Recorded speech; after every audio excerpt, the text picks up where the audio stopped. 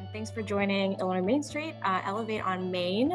We really felt, economic development is truly a key part of the Main Street approach. So, as local Main Street organizations, you all are the experts in downtown economic development. So we want to just kind of touch on how we really develop partnerships and plan to position the organization to really advocate for your downtown needs. So we're going to dive into a little bit about metrics to track, the tools that you all, can think about developing, and then really the people that you need to know to really help to elevate your program and get that seat at the table with your other economic development partners.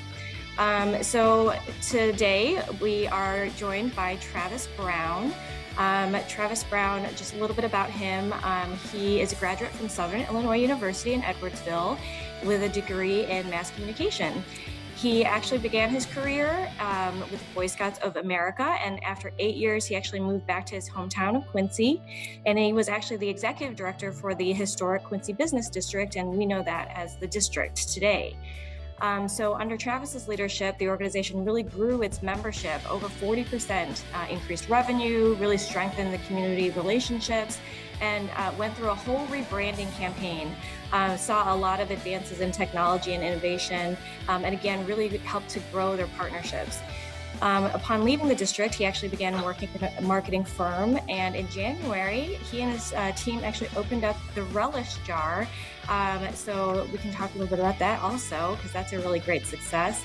So I just want to welcome Travis and kind of kick us off. Thanks again for being here to talk to us about thinking like an economic developer. Well, thank you, and thanks everybody. It's so great to see so many familiar faces already. Excited to kind of share this with you. This is a topic that I'm really passionate about because I feel like ED is always that one point that maybe isn't as prevalent for a lot of us because there's so many other fires that we have to put out with all of the other committees and all of the other points that sometimes we kind of leave the economic development or economic vitality, because we're in Main Street, to other folks in our community. And in my opinion, that's a really wasted opportunity for us because it's a chance for us to not only grow our own districts, but to really become kind of an elevated player in our community economic development. So as Joy mentioned, a little bit about me, started with the Boy Scouts, moved back to Quincy, where I absolutely fell in love with Main Street. It's why I still get to do things like this. I always throw in here that I do love the technology and do all that, but I always have to throw in the sports fan because I work in an office with people that do not care about sports. So if anybody ever wants to talk about sports, you have my information, reach out to me. I would be thrilled to talk sports with somebody other than my 15-year-old son. But again, the reason we're here today is to talk about economic development. We always kind of start though by talking about where this fits in the 4-point approach, because with the Main Street approach to revitalization, nothing stands alone, right? We don't do promotion in a vacuum. We don't do economic vitality in a vacuum. When we do all of these things in tandem, everything gets easier. So the more businesses that we have, the more excitement, the more revenue we have for our organization, usually there's more sponsorship, there's more things for people to do. It's a more vibrant area, and so then that in turn, the more businesses, the more success, then the design stuff starts to fall into place, right? People don't tend to put thriving businesses in collapsing buildings, and so the buildings get built up. Everything just kind of works together when we really focus on all 4 points at once. Now, that's not to say you have to touch every point every day. We all know that. That's not reality. But it is important to make sure that you are planning time to do economic development, because it really is one of those things that will make a big impact in the community. So today we're going to talk about 3 main things. We want to talk first about the economic development metrics to track. We're going to figure out what we need to be tracking and how to actually track that down, where to get the information, who to share that information with, all of that good stuff. There's a couple of tools that I have found very successful over the years that I want to share. And then we want to talk about the people that you should get to know and why that's important. So, talking about the metrics, we really want to focus on these five. And for those of us who have been around the Main Street block a time or two, and really those of you who are just new to the Main Street block are probably recognizing a lot of these as things that we're doing in that monthly reporting, right? The number of new businesses, especially number of employee changes, those are things right out of that report. But it's important to understand where your district is as a whole. Sometimes we focus a lot on those very specific, new businesses, and sometimes we'll add those closed businesses as well. But we don't think about the totality of our district. So we want to make sure that we're including, our totals, because we do represent a lot more than just the 3 new businesses that opened last month. For a lot of us, those numbers are pretty large when we start to compile those statistics. We want to talk about our occupancy rate. Sometimes you'll hear that referred to as vacancy rate. We'll talk when we get there about why I prefer occupancy rate. We'll talk about rent per square foot, and then return on investment. For my money, these are our 5 really key metrics. There's thousands of others that you can track, and probably should be tracking some other ones. But when it comes to economic vitality, these are 5 that I think really make the biggest impact. And so that's where I wanted to start. So total businesses and employees, obviously pretty easy, right? We're going to tally up everybody that's open in the district, all the employees, all the businesses. So every month we're going to add any new businesses, we're going to subtract any closed businesses and the corresponding employees that go with them. I wanted to start with this one because honestly, this is probably one of the hardest ones to track, especially if you don't have those metrics to start. I know a lot of the programs are kind of fairly new. Some of the folks that have been around the block again a time or two probably have some of these stats, but it's really a lot of legwork to build these statistics.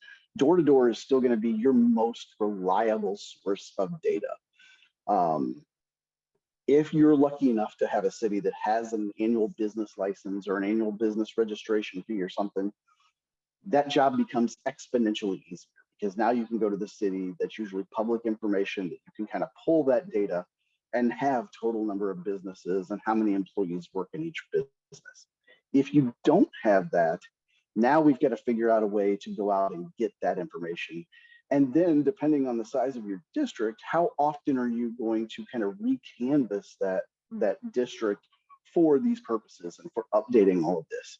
Certainly when a new business opens, you're going to have that, or when a business closes, you're going to notice that. But how often do we really know when some of these businesses add employees or drop employees? That's an ever-changing number. And so it's a good idea every year to 2 years to put a plan in place to really go out and canvass your district. It's a great opportunity, to kind of say, we're doing this under the guise of economic vitality, but it's another contact from your organization. It's another point of conversation. And you're going to be surprised what spins out of those conversations, even if it's not necessarily you doing it.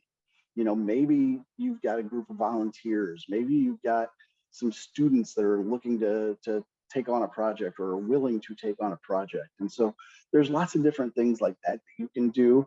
And again, the size of your district is really going to determine how you go about that. Speaking from my experience, Quincy is, if for those of you who are familiar, Quincy is a very large district geographically.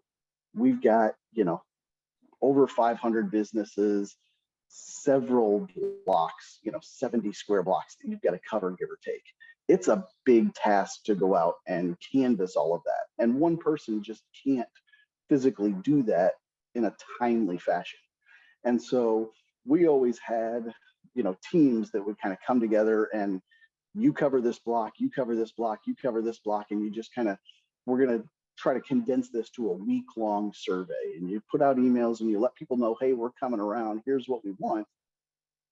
And those emails, you can also have, as I've mentioned here, those digital surveys. they're great when people fill them out, but I think we all understand that if we send out, for us, we had 500 plus businesses. If I sent out a digital survey and we got 20 back, that was a really good response rate most times.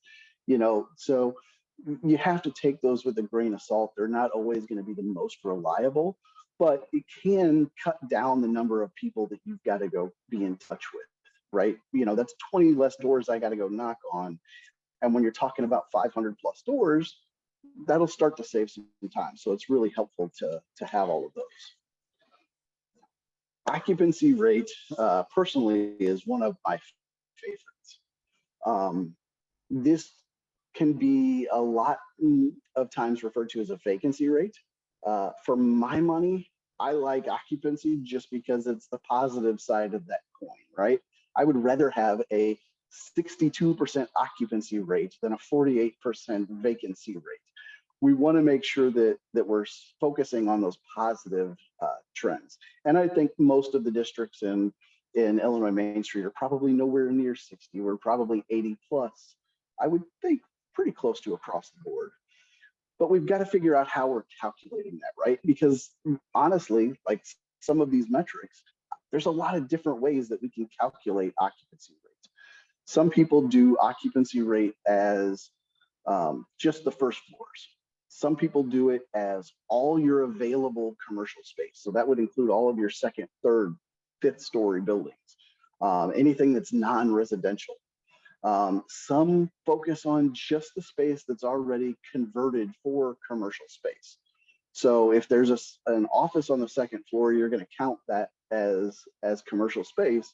But if it's just abandoned, there's no apartments, there's no business, it's just the old plaster and mortar walls waiting for somebody to do something, you don't count that. The biggest thing with occupancy rate is figure out how you're going to calculate that. What are you going to include? And then be consistent. That way you're constantly showing the same metric and you've got something to track to. So we want to make sure that consistency is the biggest thing with occupancy rate. Now to calculate that, again, here, the second bullet point, we want to make sure that we're calculating just pretty simple.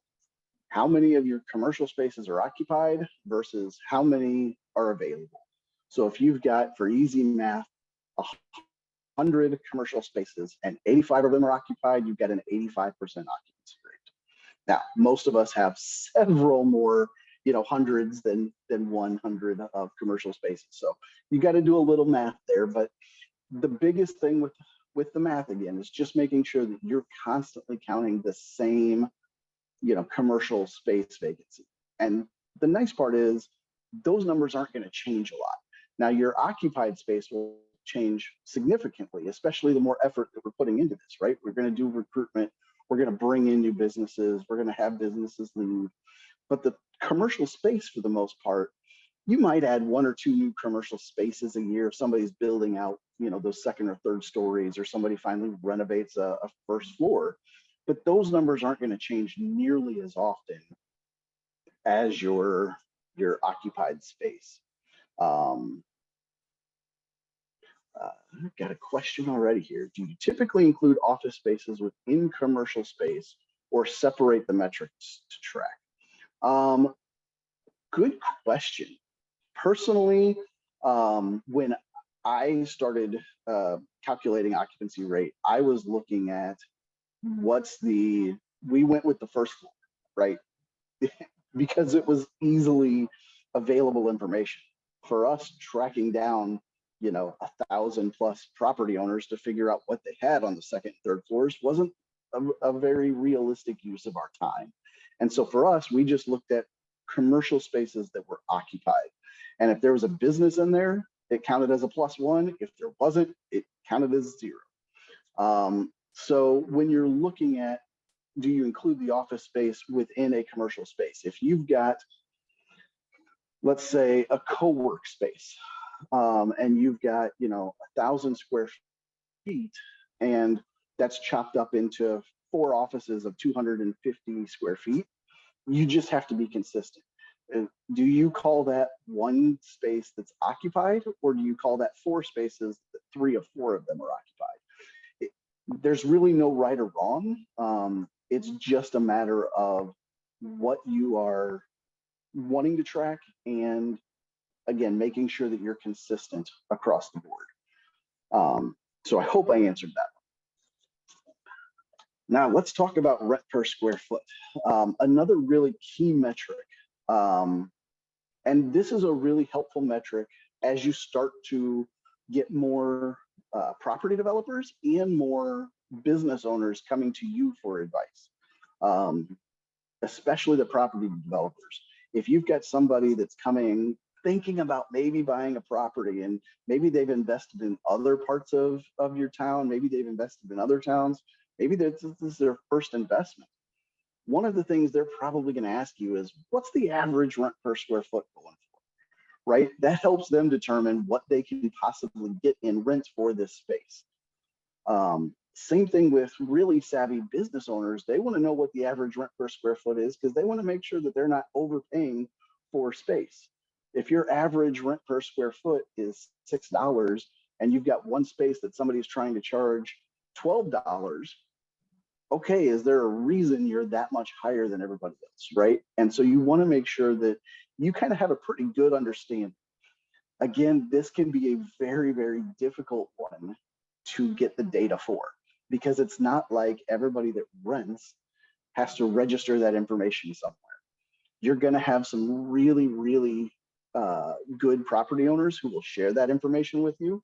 You're going to have some good business owners who will share that information with you. You're going to have a whole handful of folks that say, stay out of my business, I'm not going to tell you, because they think that you're going to do something with that information, turn them in, they have to pay more, or report the property owner that they're under-reporting the rent they're collecting or something, right? There's a whole host of reasons why people don't want to share that type of information.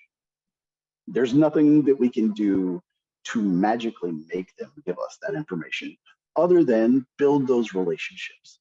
The more trust that you can build by doing all of the other things that we do as Main Street directors, the easier those conversations become. You're never going to win everybody over, but you want to win over as many as you can to get as much reliable data as you can. And I'll be honest, one of the ways that you can do that is by constantly sharing these metrics, which we'll talk about here in a little bit, but also utilizing the people that are willing to share that information. You know, having folks that own multiple properties that were willing to share that information. That when I said, hey, I've got this other property owner who's kind of being hesitant to give us this, would you mind calling them and explaining how we use this, and that you've shared your information with us for years, and we've never done anything to harm you. And sometimes those conversations can go a long way, because we all have those property owners that are super involved, that are super engaged with the organization. They're willing to do whatever it takes. They're going to share, here, you want my books, here you go, and they'll open everything up for you. Sometimes those people making a phone call can be your best ally to kind of get over that hurdle with some of these other folks. So again, now let's calculate, or talk about how we calculate that. It'd be very easy to say rent, 1,000 square feet at $10 a square foot is $100 or $10 a square foot, right? 1,000 square feet, rent's $1,000, it's $1. It doesn't really work that way. The way the commercial rent is calculated, or rent per square foot, is actually done on an annual basis. So it's what's your rent for the year, and you divide that by your square feet. So if we have 1,000 square feet and it's renting for $1,000 a month, the rent is actually $12 a square foot, because you're going to get $12,000 in rent over the course of the year. So it makes it really, again, that was a thing, at least in my mind, it never really clicked. I always had to think about what the formula was, but it's rent for the year divided by your square footage. And again, because you're not looking at month to month, there's going to be vacancies, there's going to be other things that pop up. But that rent is always done on an annual basis. And again, it's nice to be able to, again, if you've got the manpower, make sure you're constantly checking in. rents tend to go up a little bit, especially in commercial spaces. So maybe every 2, 3, 4 years, you go around and you do another survey to make sure you've got useful information there. And again, knowing again, the buildings, the blocks, specific areas. Quincy is a very large downtown, as I mentioned. There are different, areas where you can get different rents based on where in the district you are. So it doesn't necessarily always have to be, yes, you want to know what your district totals are, just like, everything else. But it is helpful to know, hey, the closer you get to, our arts corridor, the rent goes up, or the closer you get to the health corridor, the rent actually goes down a little bit, or whatever your specific situation is. You want to make sure that you understand those, so that as you get into talking to property owners and business owners, you can give them a realistic picture of what each space, might do for them.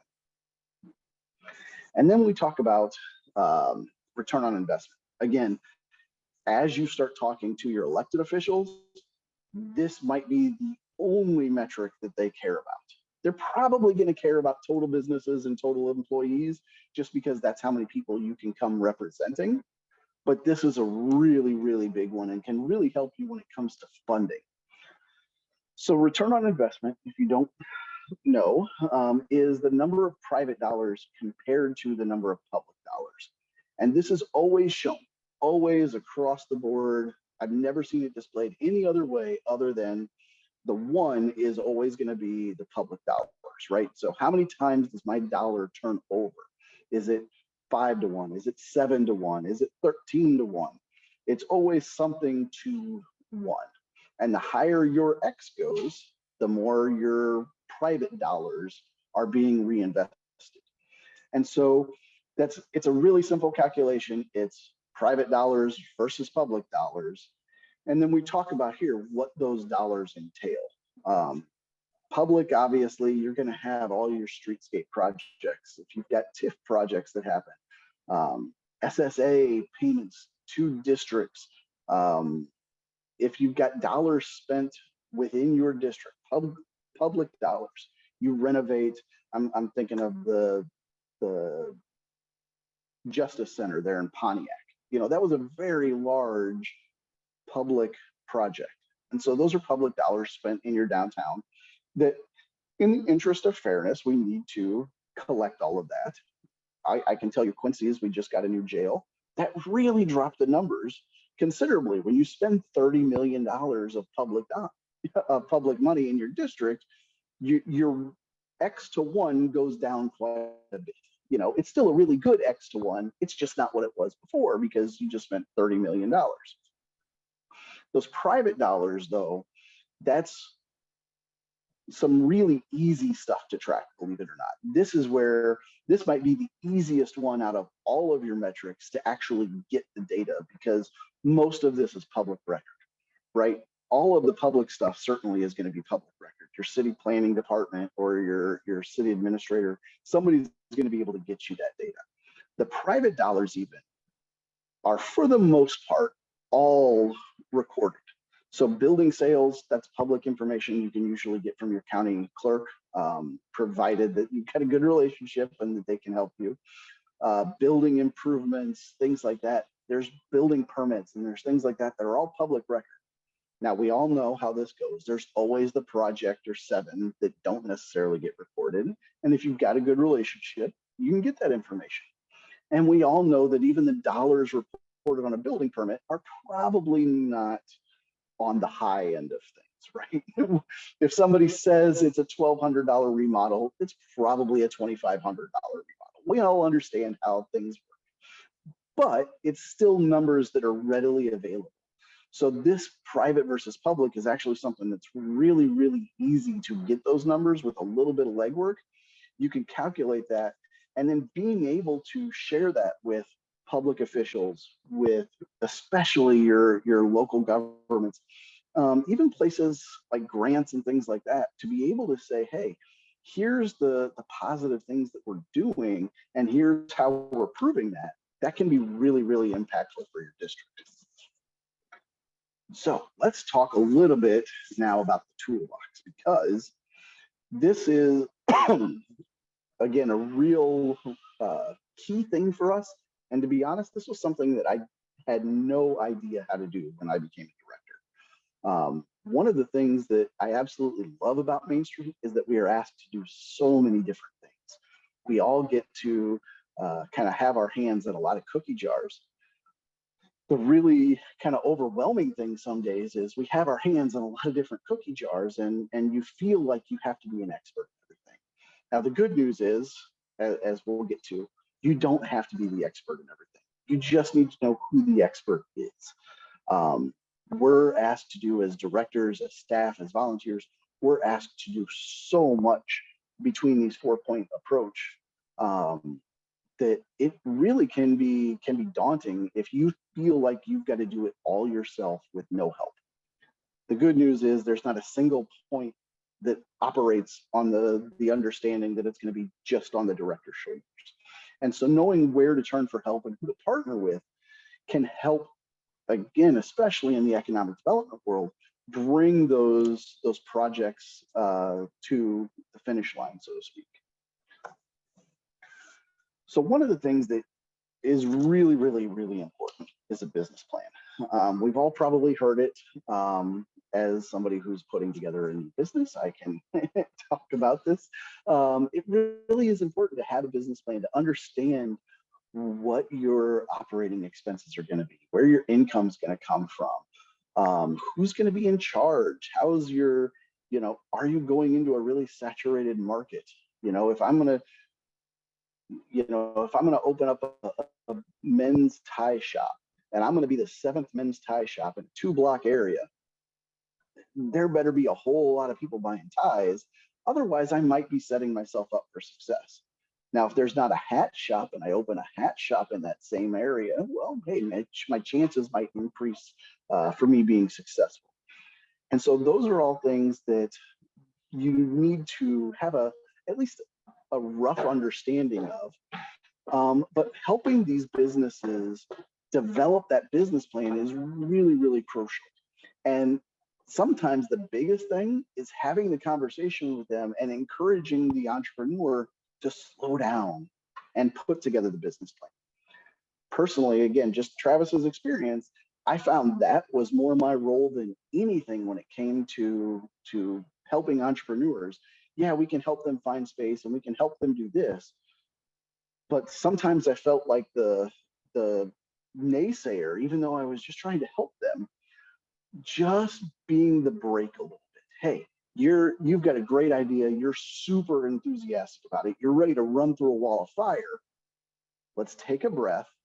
Let's put together a plan and make sure that you're going to be successful, 6 months from now, and not just the first month that you open and then you get burnt out or you didn't think about all of these other things. Do you have an accountant? Do you have a lawyer? Do you have all of those things that are so vital to helping, break the new businesses fail cycle? And so a lot of times you're just that break. You're just the pause button, if you will. You're the, hey, let's take a breath. Let me help you. I've got some great people I can put you in touch with. Now, if this is business planning is in your wheelhouse, you came from a business background, great. Take it and run with it. If you're not, if you're like me and you didn't have that background, places like SCORE and the SBA are designed specifically to do that. And so utilizing those resources, and I think every place probably has some sort of SCORE presence. We're very, very fortunate that in Illinois that we have the SBA. And I would really encourage you, if you don't know who your local SBA rep is, find them, take them to coffee, become very good friends with them, because they can really, really, really help you boost your new businesses downtown, not just by helping business with planning, but they can help these businesses find resources, find funding sources. They're really, really effective at helping entrepreneurs get from idea or concept to open. And so again, utilize that expert. Just let them run with it. You're just the conduit to get there. Property evaluation. Another thing that I never thought when I was working for the Boy Scouts that I would ever have a use for. but it's really, really important.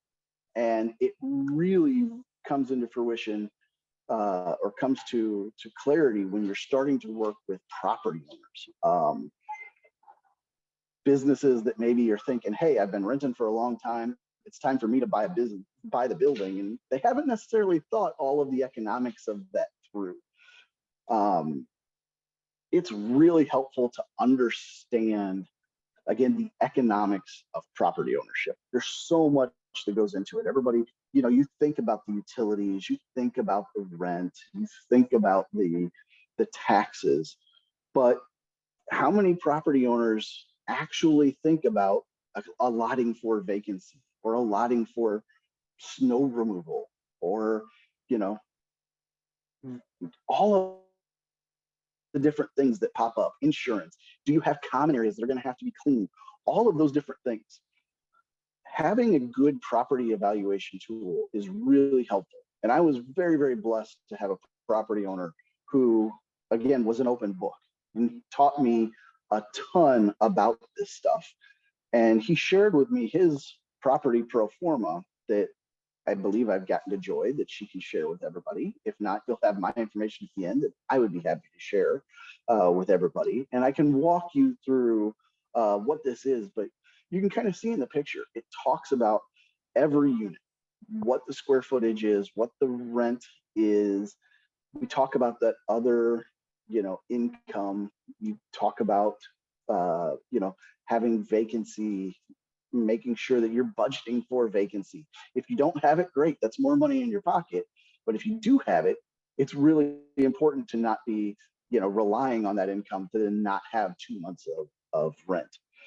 Do you have to budget for advertising, cleaning, and trash, and insurance, and all of that? There's also another piece of this that just didn't fit on the graphic here really nice, which is talking about the debt service. How much debt do you have with this property? Are you able to, pay off that debt, including, or accounting for your vacancies and all of these other things? And when you start to plug things in, it gets really, really clear. Hey, this is a great investment opportunity for me.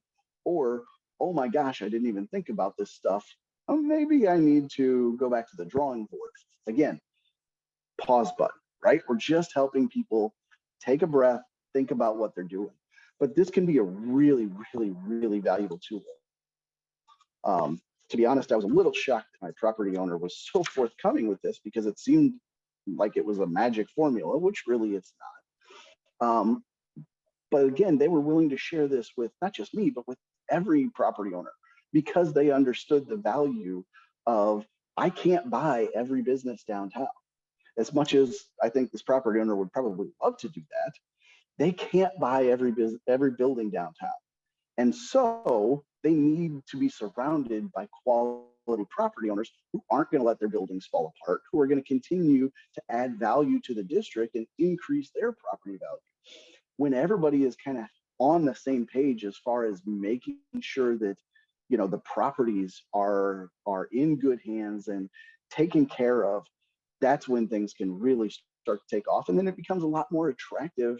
Again, the design part starts to become a more attractive place for the economic development part. It all ties together. But that is a really important piece. Now let's talk about, again, where we're going for assistance. We mentioned SCORE, we mentioned SBA, we mentioned the SB. I didn't mention the SBDC.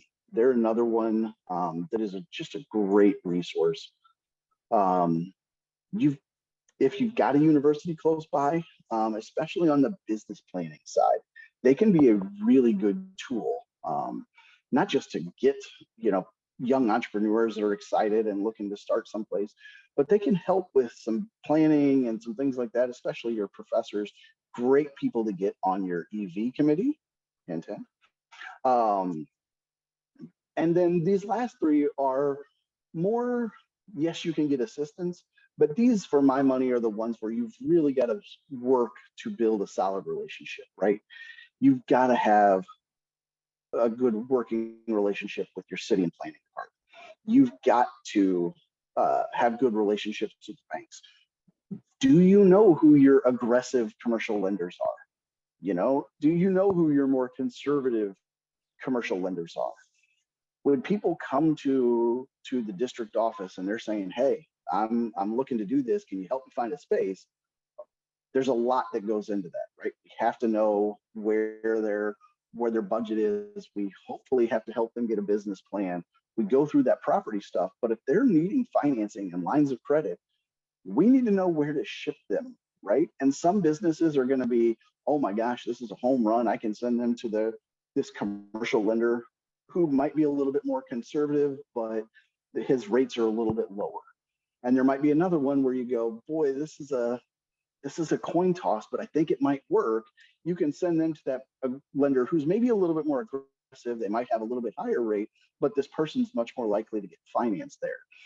Understanding those dynamics in your community is a really important asset for a Main Street director. And just having those relationships, because again, I think when you start looking at property owners and all that, you'll be surprised how many spaces in your downtown banks actually own, whether it's by people defaulting on loans, businesses closing and the bank seeing an opportunity to flip.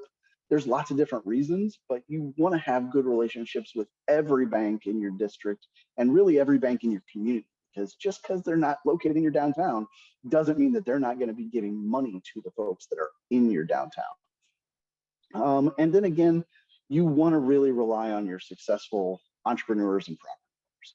If you've got a serial entrepreneur who might have 4 or 5 businesses and they're all thriving, that's somebody that not only should you know, try to get them to, coach you up. Try to get them to help coach some of these younger businesses. Starting a business mentor-mentee relationship can be, so valuable for these businesses that are just getting off the ground. They run into, some of those problems, like trying to please every customer and trying to do all of these things.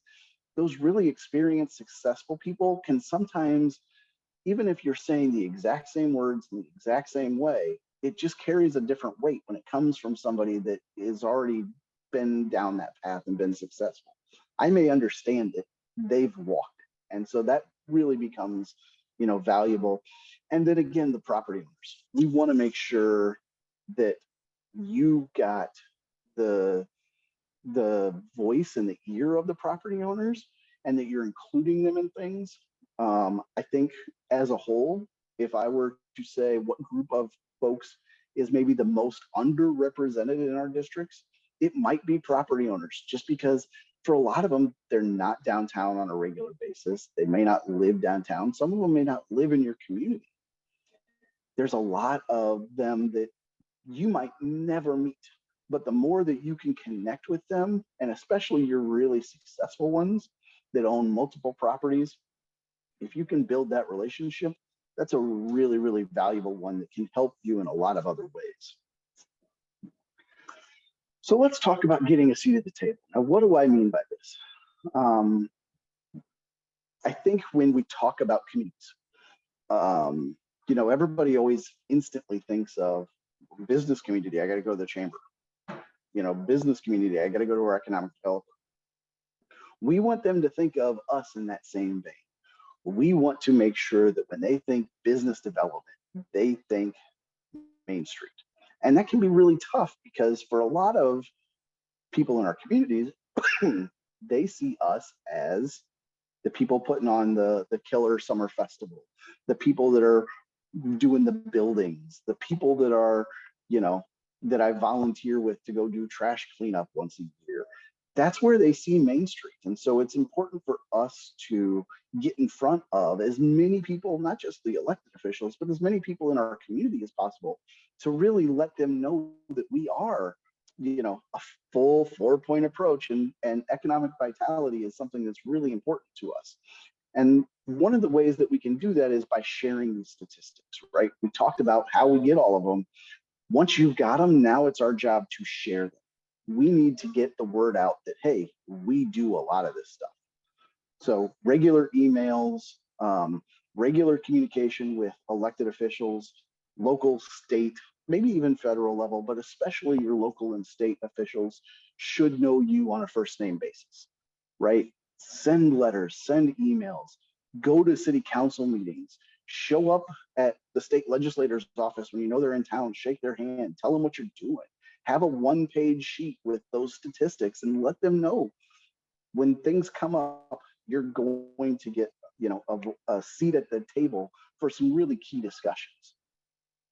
You want to make sure that people, think of you in this vein. So ribbon cuttings. If you don't have a chamber, or your chamber doesn't have a pair of big scissors, as Carolyn Delutri loves to say, go buy some big scissors and do ribbon cuttings. It's a great way to get in the paper and for people to kind of see you as, that economic development engine. Make sure you're doing an annual report. Talk about all the highlights and make sure you're including these economic development stats, even if they're not the greatest, even if they're not where you want them. Don't be embarrassed by them and put them out, because the more you share, the more people want to be associated with this. We become this positive, spiral. There's very few main streets that are stagnant. Everybody is either circling up or circling down. We want to be circling up, right? We want to be in that spiral. And so the more we're doing to tell people that, the better we're going to be. And again, so who are we rubbing elbows with, so to speak? Our mayor, our city council, city planner is a key one. If you're not going to your Rotary, your Kiwanis, your Optimist once a year and doing a presentation, you're missing a golden opportunity to put yourself in front of a ton of key business folks that might not be located in your downtown, but can really add a lot of value. They could become sponsors, they could become volunteers, they may even relocate their business eventually downtown. And so we want to be in front of them. And this becomes a really valuable and really important thing. Speaking of getting in the seat at the table and the rubbing elbows, there's opportunities that will eventually arise. For me, I will forever be haunted by one date, September 6, 2013. We had a huge building. It was a hotel. It was getting ready to be renovated. We had people coming to town. It was going to be awesome. We were talking about millions of dollars in investment. And on Friday night, before they came, it burned down. Building catches on fire. Horrific fire. Building's a total loss. Through the relationships, though, 8 a.m. the next morning, talking about what we're going to do and having next steps and doing all of these things, that wouldn't have happened if I hadn't spent the previous 3 or 4 years building the relationships to be able to have that opportunity. I firmly believe they would not have called me just because I was the guy at the district if they didn't know me, if they didn't understand the relationship, and know that I really had not just the district's best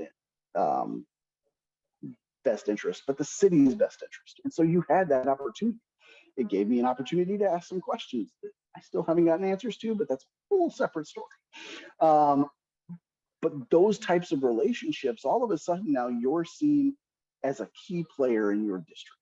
And that's when things really start to take off, because now you've got those relationships. You can pick up the phone and go, hey, I need a favor. I need something from you. I need your help. I've got something for you that might help you.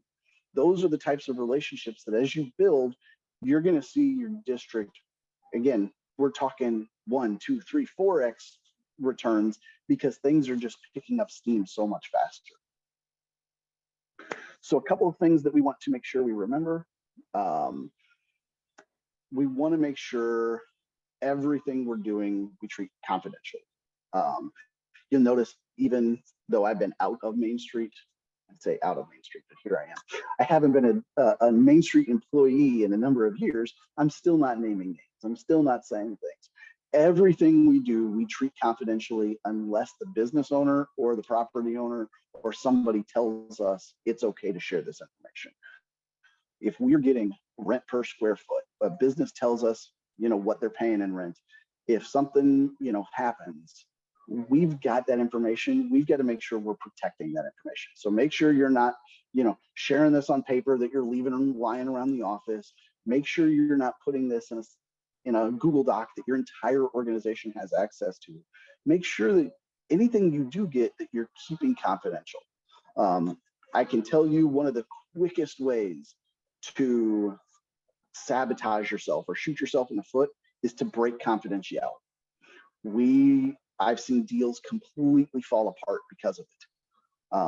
We were partnered with another organization. We were looking at doing a massive development downtown, and somebody within their organization started talking to their board. And the next thing you know, multiple people know, and all of a sudden city council members find out before it got presented to them.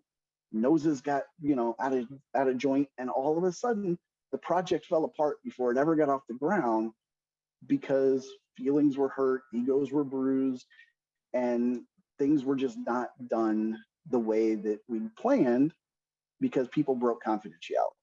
That was a $13 million deal that fell apart, all because somebody ran their mouth. It can happen in an instant. And so we don't ever want to be the ones opening our mouths and breaking that confidentiality. The other thing to remember, this is not a light switch.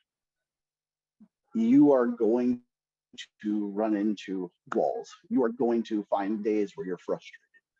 Keep pushing forward, because economic vitality is so crucial for everything else that we're doing, but it is most definitely again, I talk about the 4 points. This might be the slowest point. We can fundraise and we can fix up a building, or we can do a park, we can put on a new event, we can recruit volunteers. It is not as easy when you're talking about economic development, because you can't will it into existence. You can't wish it to happen and it just manifest. It's a slow burn, and a lot of times it's slower than we'd like, but it's absolutely possible and it's absolutely worth it. So just stick with it. Understand that you're not in this boat alone. Reach out to folks that can help you, and hopefully everybody's in that positive spin cycle instead of the otherwise.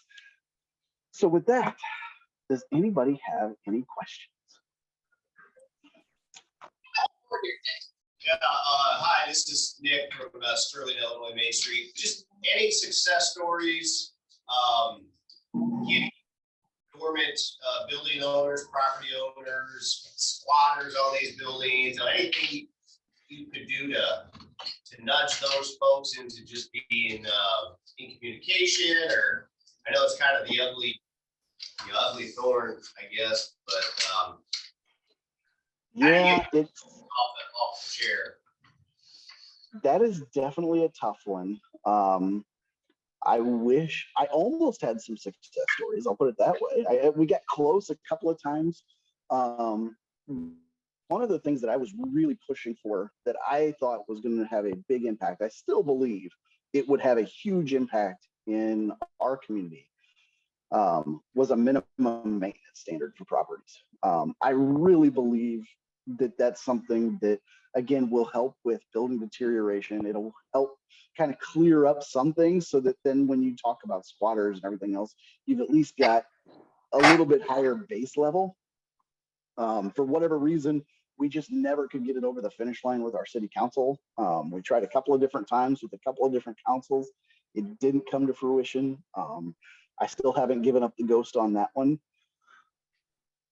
You're going to have some rough property owners. We've got some that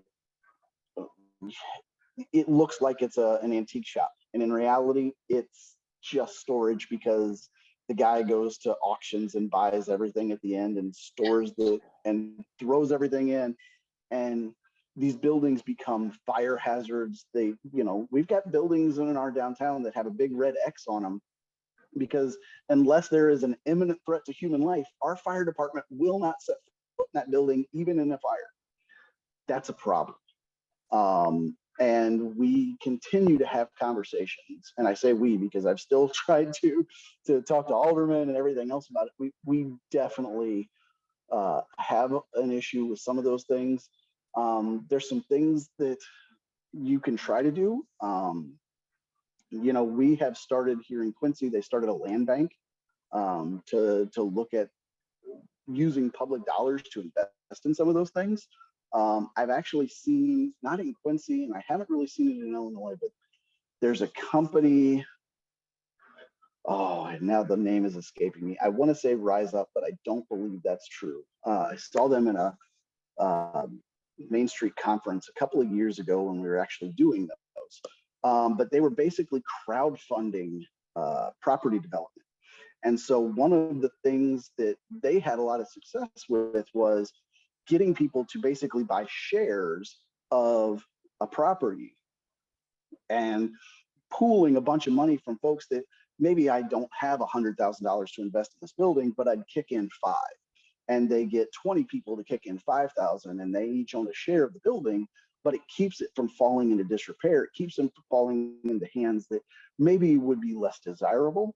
And then you get the benefits of that. And some folks then roll that over and they use that for their next investment. And it's kind of that small scale property development, but that's been really successful in other areas that I've seen.